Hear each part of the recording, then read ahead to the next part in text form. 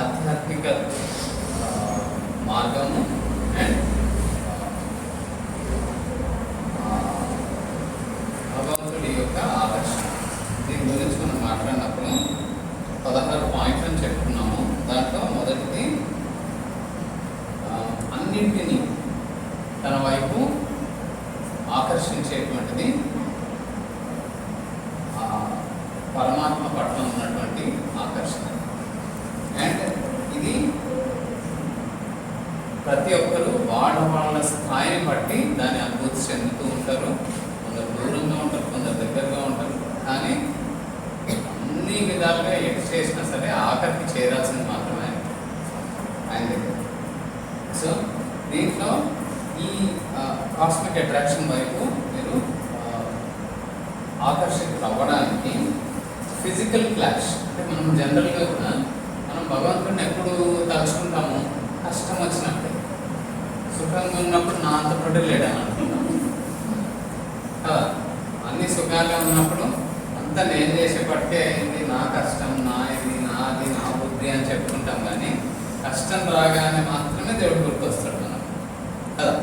So ఈ ఆకర్షణ ఆయన వైపు పెరగడానికి ఒక ముఖ్య కారణం ఏమి అని అంటే, ఒక మార్గం ఏమి అని అంటే ఈ సంఘర్షణ. శారీరక సంఘర్షణ, మానసిక సంఘర్షణ రెండు కూడా ఉంటేనే మనము ముందుకెళ్తాం. ఎప్పుడైతే మనకు మానసిక ఒత్తిడి, సంఘర్షణ ఉంటుందో అప్పుడే మనం భగవంతుడి గురించి లేకపోతే ఆలోచించవలసి కదా. సో బాబా ఏం చెప్తున్నారు అంటే, ఈ అంటే జీవితం, మనిషి యొక్క జీవితం ఏమి అని అంటే మానసిక, శారీరక సమాంతరత. ఈ రెండు సమానంగా ఉన్నప్పుడు మాత్రమే మనము బతికి ఉన్నట్టు. అంటే శారీరకంగా కావచ్చు, మానసికంగా కావచ్చు, ఎక్కడైనా ఆ సమాంతరత పోయింది అని అంటే ఇంకోటి దాని ఉనికిని కాపాడుకోలేదు. అంటే శారీరక సమాంతరత పోయింది అని అంటే మానసిక సమాంతరత మెయింటైన్ చేసుకోలేదు. అట్లా అని మానసిక సమాంతరత అంటే ఇంబ్యాలెన్స్ అయింది అని అంటే శరీరం దాని ఉనికిని కాపాడుకోలేదు. సో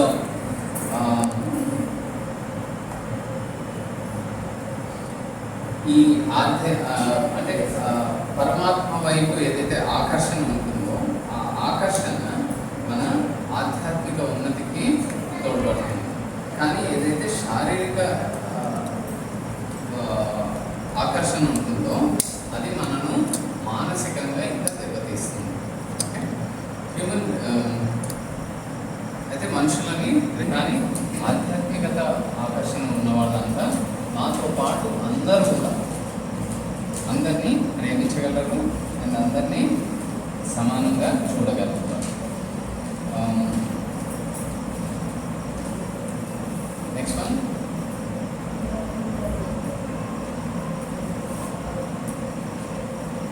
అయితే మానసిక ఏదైతే సంఘర్షణ ఉంటుందో దానివల్ల మనిషికి పేరు, ప్రతిష్ట, వీటి పట్ల ఆకర్షణ పెరుగుతుంది. కానీ అది సూక్ష్మత వైపుకి వాళ్ళని ప్రేరేపించదు. అయితే ఈ ఆకర్షణ భగవంతుడి వైపు ఉన్నప్పుడు, ఆధ్యాత్మికత వైపు ఉన్నప్పుడు మనిషి శారీరకంగానే కాకుండా మానసికంగా కూడా అత్యంత ఉన్నతమైన స్థాయికి చేరగలడు.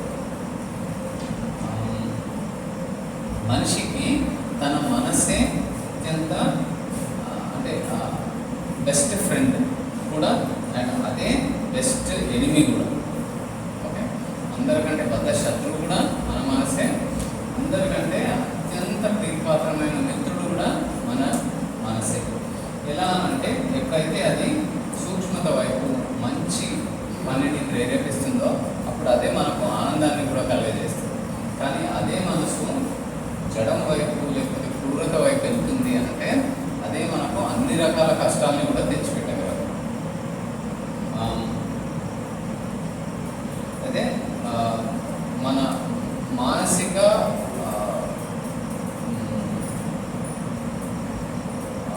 ఏదైతే ఉనికి ఉందో అది దేనితో డిసైడ్ అవుతుంది అంటే దాని దాని అంటే అది ఆకర్షింపబడేటువంటి వస్తువు చేత. ఫర్ ఎగ్జాంపుల్, ఇప్పుడు బాగా తిండి తినాలి అని ఉన్నాడు అనుకోండి, వాడి మనసు ఎట్లుంటుంది, ఎంతసేపు తిండి తిండి తిండి ఆలోచిస్తుంది. ప్రపంచంలో ఇంకా గోల్డన్ని ఉండొచ్చు విషయాలు, కానీ వాడికి మాత్రం ఏం కనిపిస్తుంది, తిండే కనిపిస్తుంది, ఇంకేం కనిపించదు. సో అలానే వాళ్ళు ఎవరైనా బాగా ధనము మాత్రమే ఆలోచిస్తున్నారు అనుకోండి, వాళ్ళు ఎక్కడ పోయినా సరే వాళ్ళకి ఏం కనిపిస్తుంది, దీంట్లో ప్రాఫిట్ ఎంత, దాంట్లో ప్రాఫిట్ ఎంత, దీంట్లో ఇది ఎంత, దాంట్లో తప్పించి వేరేది ఆలోచించారు. సో మనిషి యొక్క దాని ఉనికి ఎలా అంటే దాని క్యారెక్టర్, దాని స్ట్రక్చర్ కూడా ఎలా ఉంటుంది అంటే అది దాన్ని ఆకర్షింపబడేటువంటి వస్తువు చేతనే ఉంటుంది. అయితే ఎప్పుడైతే మన మన గమ్యము పరమాత్మ అవుతుందో అప్పుడు మనము అన్ని విధాలా కూడా పురోగతిని, అన్ని రంగాల్లో పురోగతిని ఒకేసారి సైమల్టేనియస్గా జరుగుతుంది. అయితే ఈ ఎప్పుడైతే పరమాత్మ వైపు మనము ఐడియేట్ చేస్తామో అప్పుడు మన పురోగతి చాలా ఫాస్ట్గా జరుగుతుంది. అండ్ ఎప్పుడైతే మనము జడం వైపు వెళ్తుంటామో మన డౌన్ఫాల్ అని అంటే మన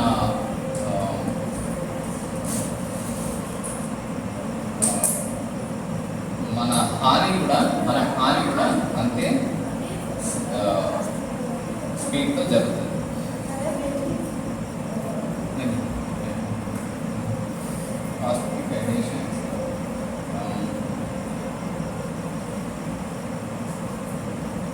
అయితే ఆధ్యాత్మిక నిజమైన భక్తితో మనకు ఎప్పుడు వస్తుంది అని అంటే మనము ఉన్నతమైన ఆదర్శం వైపు ఆర్ పరమాత్మ వైపు మనము నడుస్తున్నాము. అయితే ఎప్పుడైతే మనము శారీరక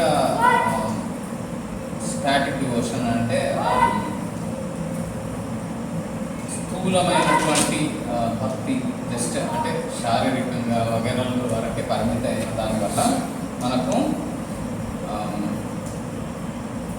ఇంకా అంటే భౌతికమైన కష్టాలు పెరుగుతాయి తప్పించి తగ్గవు. అండ్ పరమాత్మ ప్రతి జీవిని తన వైపు ఆకర్షిస్తూ ఉంటాడు. ఎటువంటి తనకు కోరిక కానీ అంటే ఎక్స్పెక్టేషన్ లేకుండా. ఓకే, అండ్ మనం ఎప్పుడైతే విద్యకి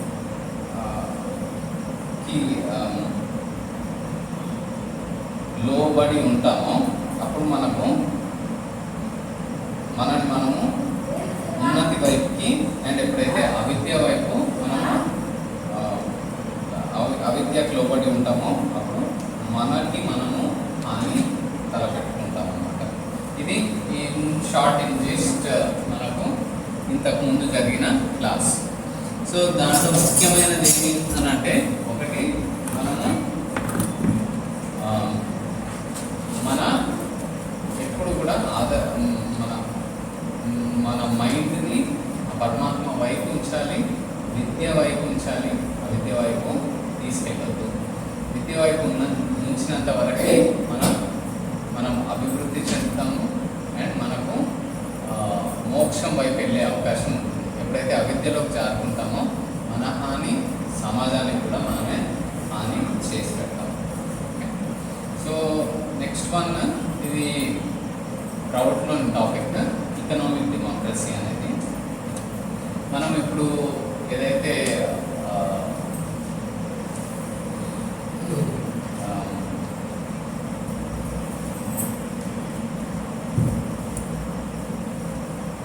మన భారతదేశంలో ఇప్పుడు ఉన్నటువంటిది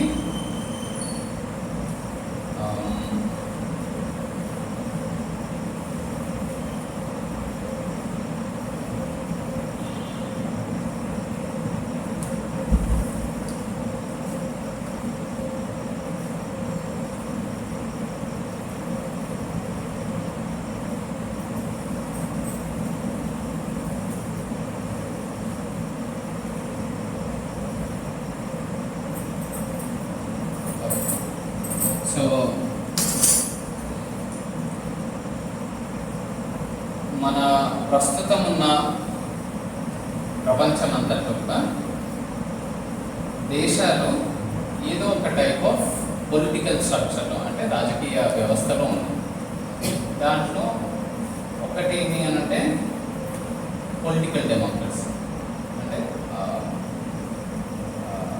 రాజ్యాంగ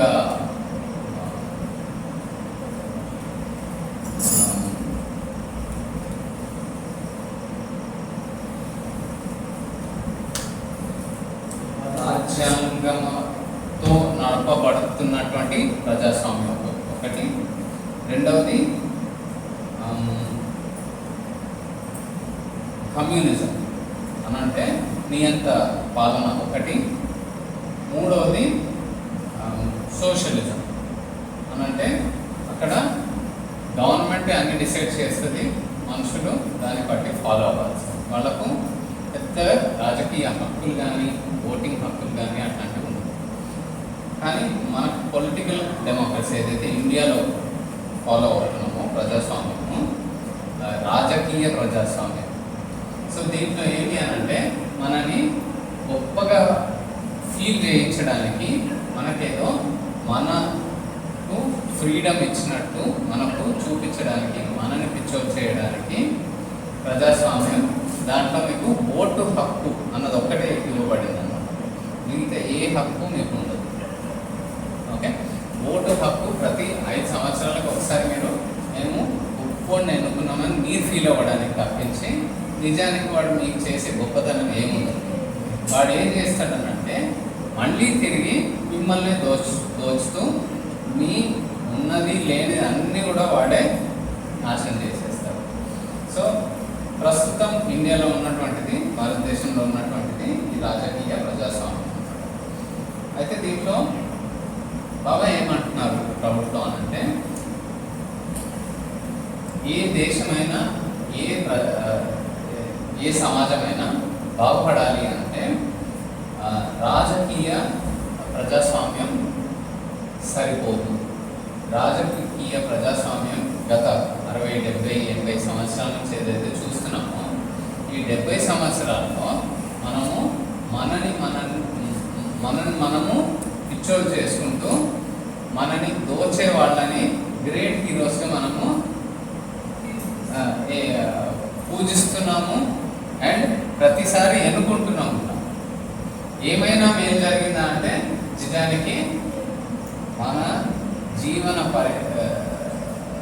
ప్రమాణాలు తగ్గుతూ వస్తున్నాయి తప్పించి బాగుపడటం అనేది జరిగింది. అయితే బాబా ఏం సజెస్ట్ చేస్తున్నారు ఇక్కడ అంటే ఆర్థిక ప్రజాస్వామ్యం రావడం చాలా ముఖ్యము అని. అయితే ఈ ఆర్థిక ప్రజాస్వామ్యం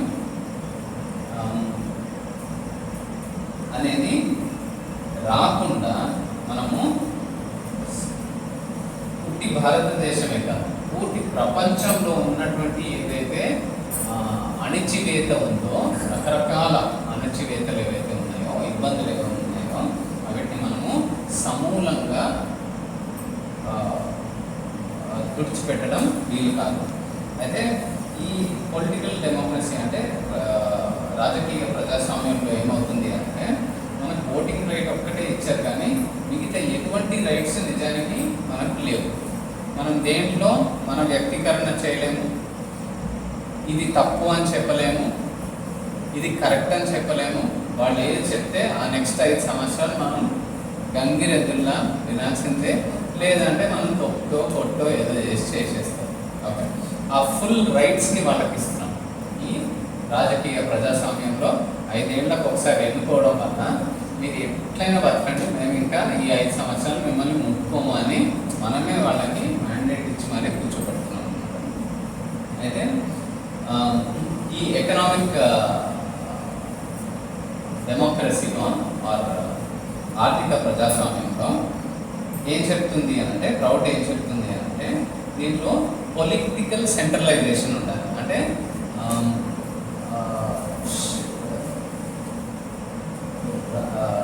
రాజకీయ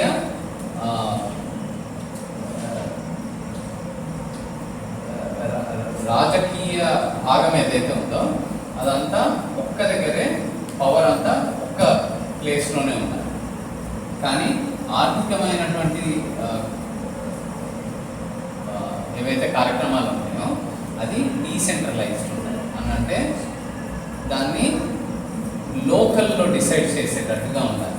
సెంటర్ నుంచి డిసైడ్ చేసి రావాలి. ఇప్పుడు ఫర్ ఎగ్జాంపుల్ మీరంతా రైతులు కాబట్టి మీకు బాగా తెలుస్తుంది. ఎంఎస్పీ అక్కడ చేస్తారు. ఇక్కడ ఢిల్లీలోనో లేకపోతే కేసీఆర్ రేవంత్ రెడ్డి వీళ్ళు కేంద్రం చేస్తుంది. ఇప్పుడు మీకు క్వింటల్ బియ్యంకి సపోజ్ ఏ 1600, 3000, 4000 ఏదో అన్నారు అనుకోండి, అది బాగా నీళ్ళున్నోడికి తక్కువ రేటు పడవచ్చు, బోరేసి పండించేవాడికి ఎక్కువ రేటు పడవచ్చు. మరీ ఎప్పుడో అంటే భూమిని బట్టి ఒక్కో దగ్గర అండ్ భూమి కానీ కూలీలు కానీ వీళ్ళని బట్టి ఒక్కో దగ్గర ఒక్కోలాగా ఉంటుంది. అయితే ఇప్పుడు అందరికీ కలిపి ఒక్క రేటు ఇచ్చేస్తున్నారు. అది కూడా ఎక్కడి నుంచి? ఢిల్లీ నుంచి ఇస్తున్నారు. వాడికి ఇక్కడ గురించి పరిస్థితి తెలియదు, ఇక్కడ ఏముందో తెలియదు. సో దాన్ని బట్టి వాళ్ళు ఇస్తారు. దానివల్ల ఎవరికి హాని అని అంటే ఎవరైతే ఎక్కువ పెట్టుబడి పెట్టారో వాళ్ళకి హాని. అదే కనుక ఇక్కడ లోకల్ ఫర్ ఎగ్జాంపుల్ ఈ తెలంగాణ బెల్ట్ ఉంది. ఈ తెలంగాణ బెల్ట్కి సంబంధించిన 3, 4, 5 ప్రాంతాలు ఉంటాయి. వీటిలో రకరకాల వనరులు ఉంటాయి. ఈ వనరులను బట్టి ఎవరి రేటు వాళ్ళు మాకింత పడింది అందరూ సమానంగా వచ్చే విధంగా ఒక పర్టికులర్ రేట్ ఇక్కడ డిసైడ్ చేసుకొని వాళ్ళు ఇక్కడ దాని పరంగా ఇక్కడ ఉన్న దాని పరంగా వాళ్ళు డిసైడ్ చేస్తే ఇక్కడున్న వాళ్ళకి బెనిఫిట్ అవుతుంది. అదే కేరళకి వెళ్ళి సేమ్ రైస్ని సేమ్ రేట్ ఇచ్చారు అనుకోండి, అక్కడ పండే రైస్ వేరు, అక్కడ నీటి వ్యవస్థ వేరు, అక్కడ ఉండే భూమి వేరు. సో అక్కడ దానికి ఇక్కడ దానికి బోల్డంతా డిఫరెన్స్ ఉంటుంది. సో ఎక్కడక్కడ లోకల్గా చేయడం అనేది చాలా ఇంపార్టెంట్. రెండవది ఎకనామిక్ ఈ ఆర్థిక ప్రజాస్వామ్యం వల్ల ఏమవుతుంది అని అంటే మనం కొనుగోలు అంటే మన కొనుగోలు స్తోమత అనేది పెరుగుతుందన్నమాట. పెరగాలి కూడా. ఎలా అని అంటే ఇప్పుడు ఫర్ ఎగ్జాంపుల్ నేను ₹1 ఒకవేళ 1 కిలో బియ్యం తీసుకోగలిగాను అనుకోండి, ఎంతమంది బీదవాళ్ళు ఉంటారు? అప్పుడు అందరి కడుపు నిండుగా ఉంటుంది. రూపాయికి వాళ్ళకు అందరికీ బియ్యం అందుతున్నాయి అని అంటే వాడు ఎందుకు బీదవాడుగా ఉంటాడు, ఎందుకు పస్తులు ఉంటాడు? ఉండడానికి వీళ్ళు. ఇప్పుడు ₹1 మనము ఒక పిడికెడు కూడా రావట్లేదు.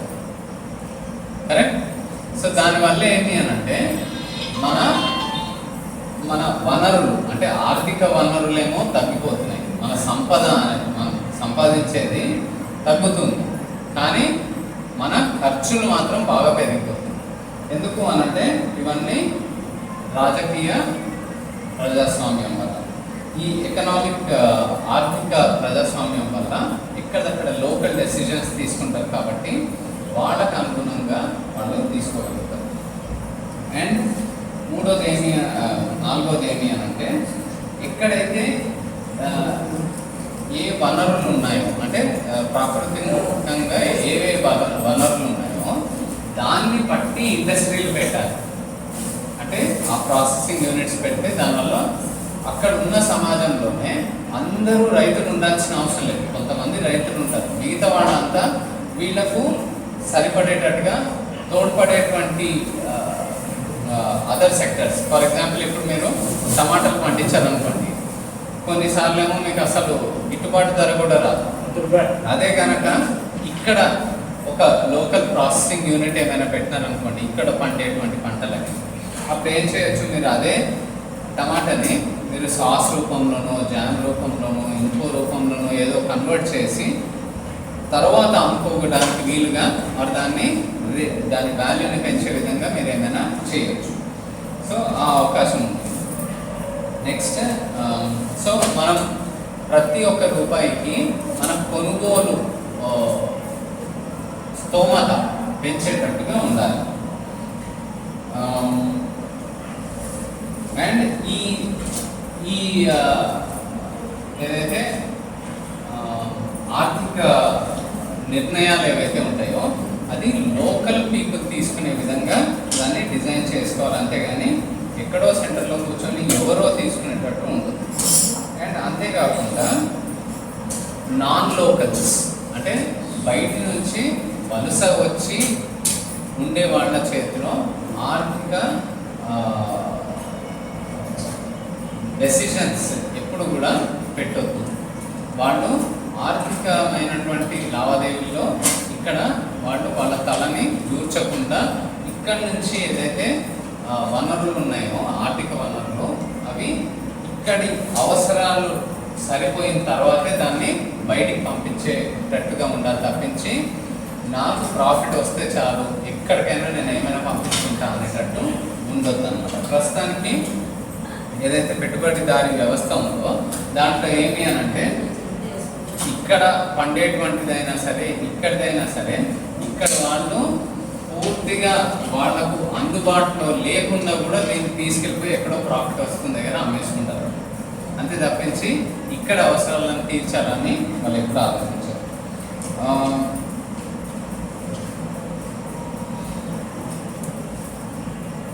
అయితే ఈ ఆర్థిక ప్రజాస్వామ్యం వల్ల ఏమి అనంటే దానివల్ల పూర్తి ఆ సమాజం ఏదైతే ఉందో అక్కడ ఉన్నటువంటి లోకల్ సమాజం అందరూ కూడా అన్ని విధాలుగా కూడా పురోగతిని పొందే విధంగా ఉండాలి. అండ్ అయితే ఈ ఆర్థిక ప్రజాస్వామ్యంలో ముఖ్యమైనది కోఆపరేటివ్ సిస్టమ్ అన్నమాట. ఈ కోఆపరేటివ్ ఓనర్షిప్లో ఇప్పుడు చిన్న చిన్న రైతులు ఉంటారు, వాళ్ళకు ఏదైనా సరే ఎక్కువనే పెట్టుబడి, ప్రతిదీ ఎక్కువ. అంటే ఒక ఎకరంకి మీకు ఎంతైతే మందులు అవే కావాలి, రైతులు కూలీలు అట్లానే కావాలి, 100 ఎకరాలు ఉన్నవాడికి అంతే కావాలి, అంటే అట్లాంటి వనరులే కావాలి, మీకు కూడా అట్లాంటి వనరులే కావాలి.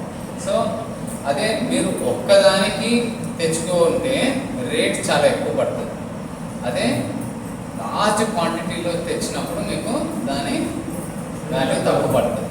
అండ్ మీరు 1 ఎకరం భూమి ఉన్నవాడు ట్రాక్టర్ వాడు వచ్చినప్పుడల్లా 400-1000 రూపాయలు ఎంతో తీసుకుంటాడు, రాడు. అదే కనుక పెద్ద భూములు ఉన్నాయనుకోండి, ట్రాక్టర్ మీరే పెట్టుకొని దున్నుకోవచ్చు, మీ దగ్గర ఒకటి పెట్టుకోవచ్చు, అవకాశం ఉంది.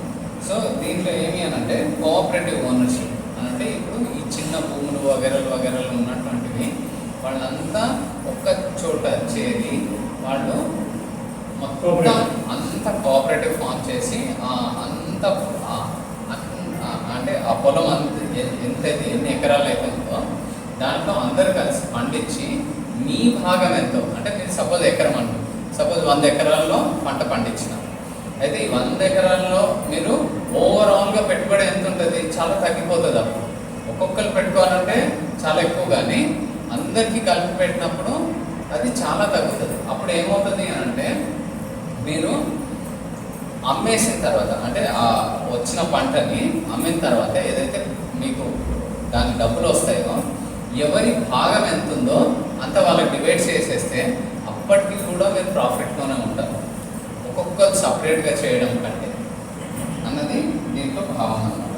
నెక్స్ట్ ఎన్వైరన్మెంటల్ సస్టైనబిలిటీ అంటే మన ఇక్కడ ఏదైతే ప్రాకృతిక వనరులు ఉన్నాయో ఆర్ ఇక్కడ ఏదైతే ఇప్పుడు ఫర్ ఎగ్జాంపుల్ ఈ ప్రాంతంలో కొన్ని అడవులు ఉండొచ్చు, కొన్ని భూములు ఉండొచ్చు, కొన్ని పంటలు ఉండొచ్చు, కొన్ని నీటి వసతులు ఉండొచ్చు. ఇవన్నిటినీ ఇక్కడ ఉండి అంటే ఇక్కడ దాన్ని మ్యాక్సిమం యూటిలైజ్ చేసేటట్టుగా దాన్ని ప్లాన్ చేసుకోవాలి. అంతేగాని మీరు ఎండాకాలంలో కంప్లీట్ ఎండిపోయిన పరిస్థితి రావద్దు, అట్లా అని చెప్పి వర్షాకాలంలో వరదలు వచ్చే స్థితి కూడా ఉంది. సో మీరు ఇక్కడ వాళ్ళు ఎప్పుడైతే అట్లాంటి ప్లానింగ్ చేసుకుంటారో అప్పుడు మీరు అందరు కలిసి ఏం చేస్తారు, ఎక్కడెక్కడ నీళ్ళని స్టాక్ చేయొచ్చు, ఎక్కడ అంటే అంటే చెక్ డ్యామ్స్ లాంటివి కట్టవచ్చు, లేకపోతే ఎక్కడ ఈ ఇంకుడు గుంతలు తవ్వచ్చు, అట్లాంటివన్నీ మీరు ప్లాన్ చేసుకొని ఈ టైంకి దీన్ని వాడుకోవచ్చు, ఈ టైంకి దీన్ని వాడుకోవచ్చు, ఈ టైంకి ఇట్లా వాడుకోవచ్చు అని అందరు కలిసి ప్లాన్ చేయడం వల్ల అందరూ మొత్తం ఇక్కడ సామాజిక వ్యవస్థ అంతా కూడా బాగుపడుతుంది అండ్ అందరికీ కూడా పని ఉంటుంది అన్నమాట. ఏ ఒక్కరు కూడా ఇంకొకరి మీద డిపెండో లేకపోతే ఒకరు వచ్చి ఏదో చేస్తారని వేచి ఉండాల్సిన అవసరం ఉంది. ఇది కోఆపరేటివ్ ఉంటుంది కాబట్టి ఖచ్చితంగా అందరికీ ఎంతో అంత అవకాశం ఉంటుంది అండ్ అందరినీ ఎక్కడో ఒక దగ్గర వాడుకునేటువంటి పరిస్థితి కూడా క్రియేట్ అవుతుంది అన్నమాట. సో దీనివల్ల ఏంటి అని అంటే ఈ కోఆపరేటివ్స్ వల్ల మీరు అంటే ఇప్పుడు కోఆపరేటివ్ కనుక అందరికీ ఎంత రావాలో అంత వచ్చిన తర్వాత ప్రాఫిట్ ఏదైతే వస్తుందో దాంతో మీకు సామాజిక కార్యక్రమాలు మీ అంతలో మీరే నడిపించుకోవచ్చు, మీ అంతలో మీరే స్కూళ్ళు పెట్టుకోవచ్చు, మీ అంతలో మీరే ఏదైనా ప్రాసెసింగ్ యూనిట్స్ పెట్టవచ్చు, లేకపోతే ఏవైనా వాళ్ళకి నేర్పించడానికి స్కిల్ డెవలప్మెంట్కి మీరు ఏదైనా చేసుకోవచ్చు ఇక్కడ. నెక్స్ట్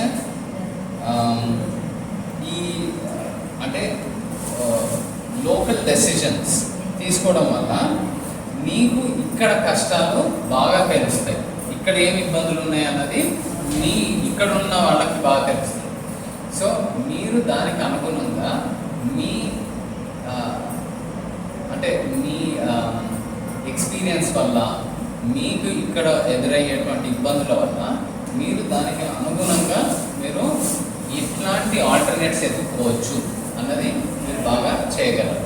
అండ్ ఏదైనా సరే ఇప్పుడు ఫర్ ఎగ్జాంపుల్ మనం బయట నుంచి అయినా సరే సపోజ్ ఈ పంట ఇక్కడ సక్సెస్ఫుల్ లేదు అని మనకు తెలిసిపోయింది, అప్పుడు కోఆపరేటివ్ ఏం చేయవచ్చు అని అంటే వేరే ఎటువంటివి మనం ఇక్కడ పండిస్తే మనకు భూమి పాడుగావద్దు, అందరికీ జీవనోపాధి కూడా ఉండాలి and at the same time మనం అందరము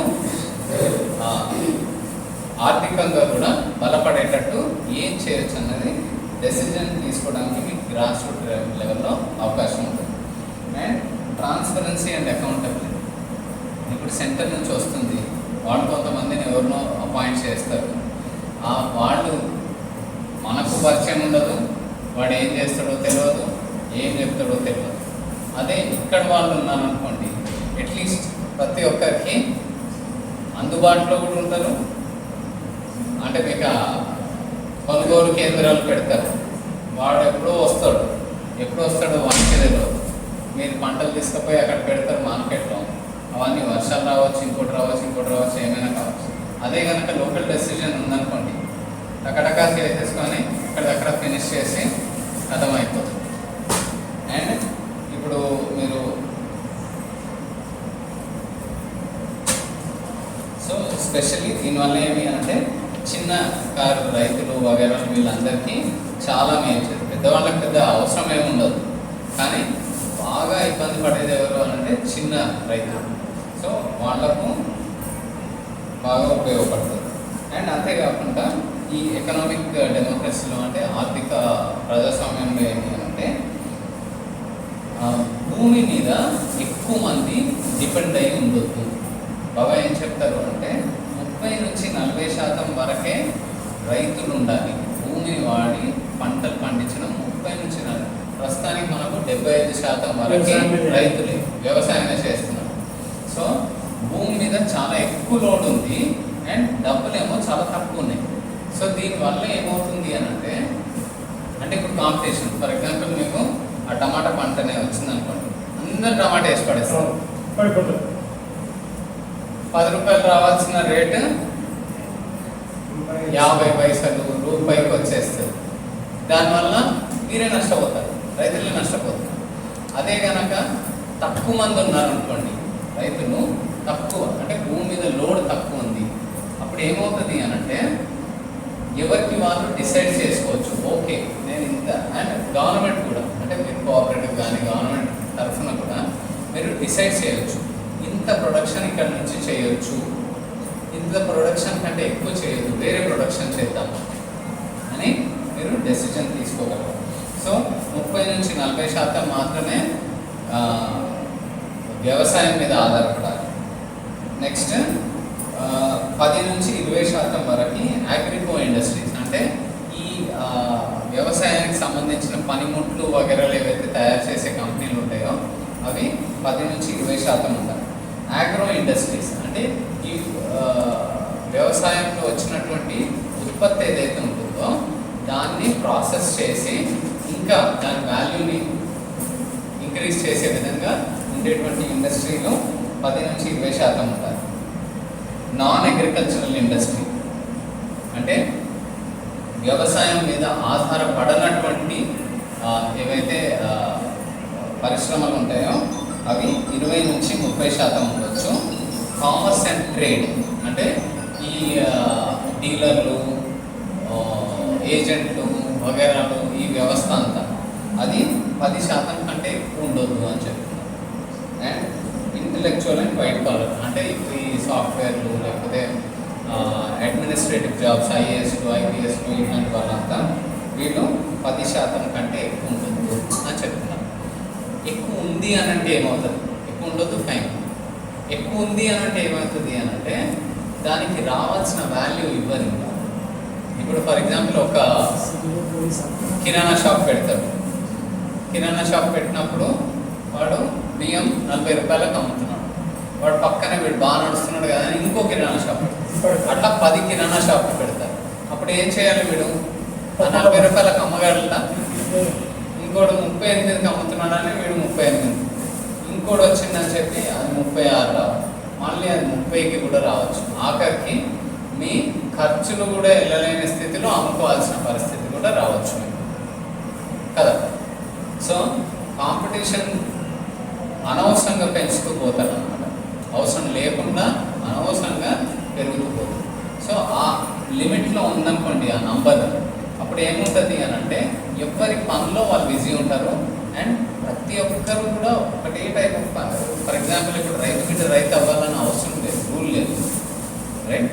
వాడికి ఆ ఇంట్రెస్టే ఉండకపోవచ్చు. కానీ ఎవరో ఇండస్ట్రీలో పనిచేసేటోడికి నేను రైతు అవ్వాలని ఉండొచ్చు. వాడికి యాక్చువల్లీ అది ఉపయోగం. కోఆపరేటివ్స్ ఏం చేస్తుంది అని అంటే ఇప్పుడు రైతే అమ్ముకోవాల్సిన పరిస్థితి అవసరం లేదు, అంటే రైతే వచ్చి దున్నాల్సిన అవసరం లేదు, కోఆపరేటివ్ చేస్తుంది. అప్పుడు ఏం చేయొచ్చు అని అంటే ఇట్లాంటి ఎవరికైతే అట్లాంటి ఇంట్రెస్ట్ ఉందో వాడిని అక్కడ తీసుకోవచ్చు. ఎవరికైతే నాకు అంటే ఇప్పుడు ఫర్ ఎగ్జాంపుల్ కొల్లూరు గ్రామం వాళ్ళే ఉన్నారు, కానీ నాకు పొలంతో పనే లేదు, నేను అసలు దాని మొహమే చూడాలని అనుకున్నాడు ఉన్నాడు. వాడి పేరు మీద పొలం ఉంది కానీ వాడికి దాంట్లో ఇంట్రెస్ట్ లేదు. వాడిని అక్కడ కూర్చోబెడితే ఏమవుతుంది? ఏం చేయడు, ఉల్టా ఉన్న భూమిని పాడు చేస్తాడు. కరెక్ట్? అదే కనుక ఎవరికైతే ఇంట్రెస్ట్ ఉందో వాళ్ళని కోఆపరేటివ్స్ ఇన్వాల్వ్ చేయడం వల్ల అప్పుడు ఏమవుతుంది అని అంటే మీరు దాన్ని వాడుకోవచ్చు. ఓకే,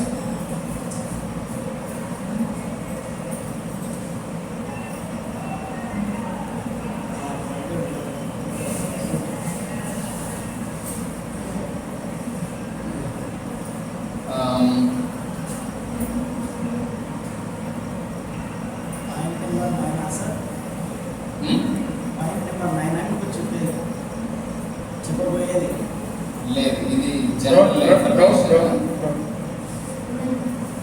లాస్ట్ టైం సెమినార్లో చెప్పిన సేమ్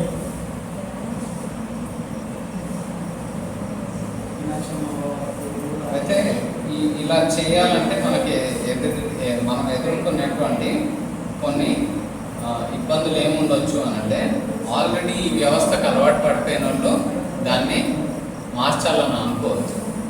ఇది ఇట్లుంటేనే మంచిదని అనుకుంటారు. అండ్ మిగతా వాళ్ళు వీళ్ళని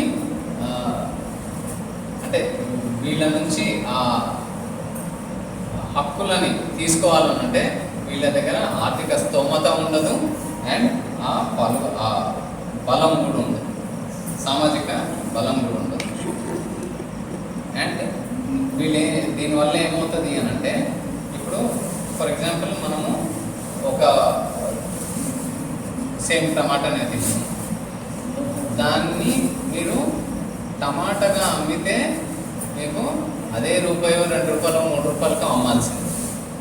కానీ అదే మీరు కనుక ఏ సాసో జ్యూసో జామో లేకపోతే టొమాటో ప్యూరినో చేసి అమ్మితే ఒక్కొక్క డబ్బా కేజీ డబ్బా మీకు దాదాపు 130, 140, 100 రూపాయలకు అమ్మవచ్చు. ఓకే, నీకు ఇక్కడ వచ్చే వాల్యూ ఎంత, అక్కడ వచ్చే వాల్యూ ఎంత. ఈ అడిషనల్ వాల్యూ ఏదైతే వస్తుందో అది అంటే ఆ కంపెనీలో పనిచేసేటోడు ఉంటాడు, దాని అకౌంట్స్ వాడు ఉంటాడు, దాన్ని ఊడ్చేటోడు ఉంటాడు, తుడిచేటోడు ఉంటాడు, రిపేర్ చేసేటోడు ఉంటాడు, వీళ్ళందరికీ కూడా ఆ ఉపాధి అవకాశాలు అనేవి క్రియేట్ అవుతాయి అన్నమాట. అయితే ఇది ఇట్లా చేయకపోవడం వల్ల మనకు వచ్చే ఇబ్బంది ఏమి అంటే మొత్తం ఈకో సిస్టమ్ని ఈ ఏదైతే సంబంధితవి ఉన్నాయో డిమాండ్ ఏదో విదేశంలో ఉన్నాడు, కందిబెల్లం అమ్ముతాడు, శనగబెల్లం అమ్ముతాడు, ఉమ్మరం అమ్ముతాడు, పచ్చిపిండి అమ్ముతాడు, బియ్యం అమ్ముతాడు, అది అన్నీ మొత్తం క్యాష్ చేసుకుంటాడు.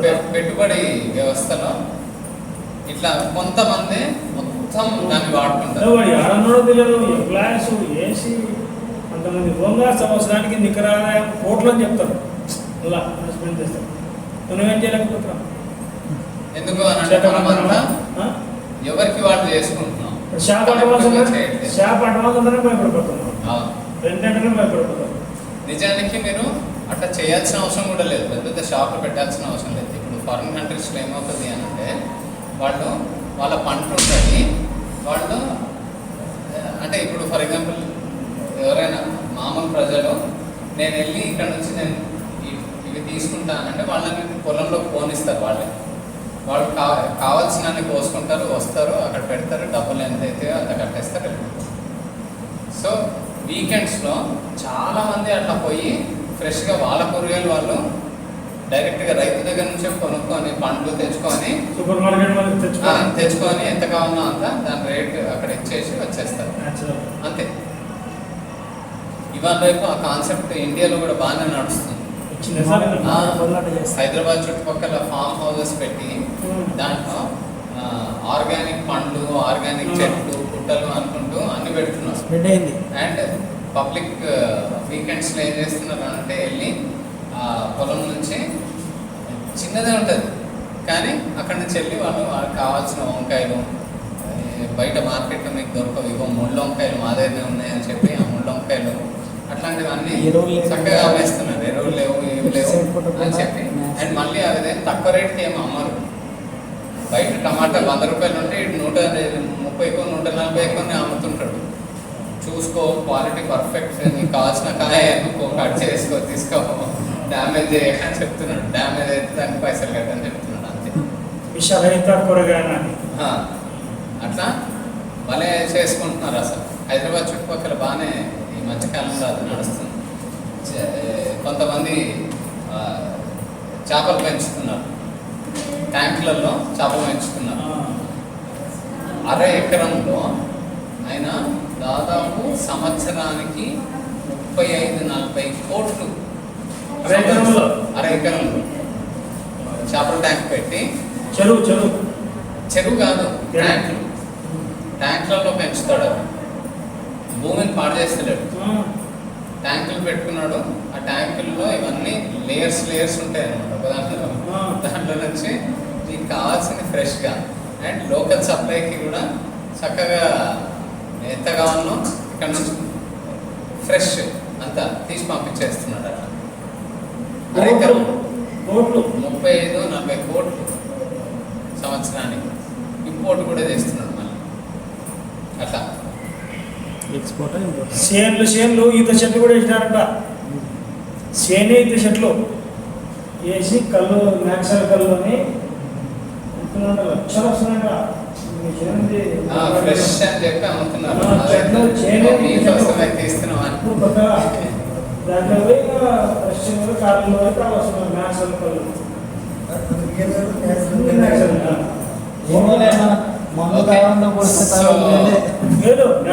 తక్కువ రేటు మంచిగా ప్రస్తుతానికి ఈ ఏదైతే రాజకీయ